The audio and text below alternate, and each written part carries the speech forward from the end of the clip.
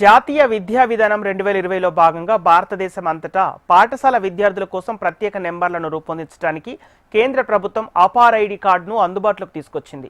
కానీ హైదరాబాద్ నగరంలో పూర్తి స్థాయిలో అపార్ ఐడి ప్రక్రియ పూర్తి కాలేదని అధికారులు చెబుతున్నారు.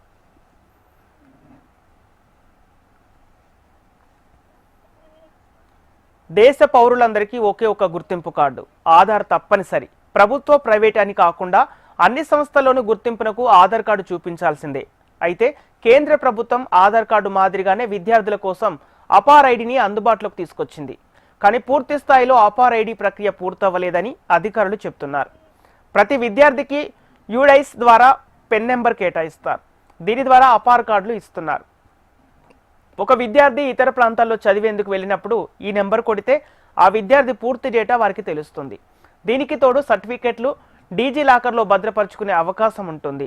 తద్వారా దొంగ సర్టిఫికెట్లకు చెక్ పడే ఛాన్స్ ఉంది. ఇంతటి ప్రాధాన్యత ఉన్న అపార్ ఐడి నమోదుపై ఇబ్బందులు తప్పడం లేదు.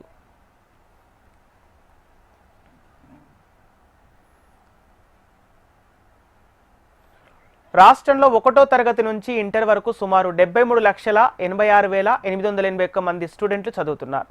వీరిలో 46,98,112 మందికి మాత్రమే ఇప్పటి వరకు automated permanent academic account registry ఐడిని క్రియేట్ చేశారు. మిగిలిన వారి వివరాలను అప్డేట్ చేసేందుకు సమగ్ర శిక్షా సిబ్బంది ప్రయత్నాలు చేస్తున్నారు. అపార్ ఐడికి ఆధార్ తప్పనిసరి. అయితే స్కూళ్లలోని విద్యార్థులు, తల్లిదండ్రుల పేర్లకు ఆధార్ కార్డులోని పేర్లకు తేడాలు ఉన్నాయని, ఆధార్ అప్డేట్ కష్టంగా మారుతోందని, దానివల్ల అపార్ ఐడి క్రియేట్ చేయడం మరింత ఆలస్యం అవుతున్నట్లు అధికారులు చెబుతున్నారు.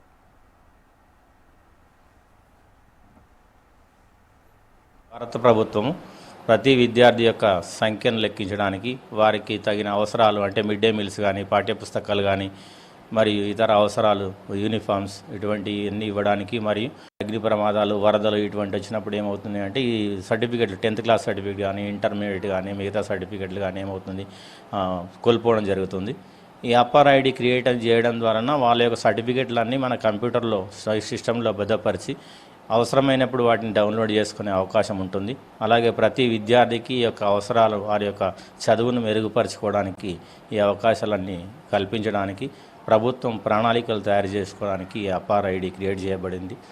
రాష్ట్రంలో ఎంతమంది విద్యార్థులు ఉన్నారు, జిల్లాలో ఎంతమంది విద్యార్థులు ఉన్నారు, మండలంలో ఎంతమంది విద్యార్థులు ఉన్నారు, దేశంలో ఎంతమంది విద్యార్థులు ఉన్నారు, వాళ్ళ యొక్క కౌంట్ని సరిగ్గా చేసి వాళ్ళ యొక్క టీచర్ రేషియో నిష్పత్తి అంటే టీచర్ స్టూడెంట్ నిష్పత్తిని, అదేవిధంగా పాఠ్యపుస్తకాలను సరైన ప్రణాళికలను తయారు చేసుకోవడానికి అపార్ ఐడి ఉపయోగపడుతుంది.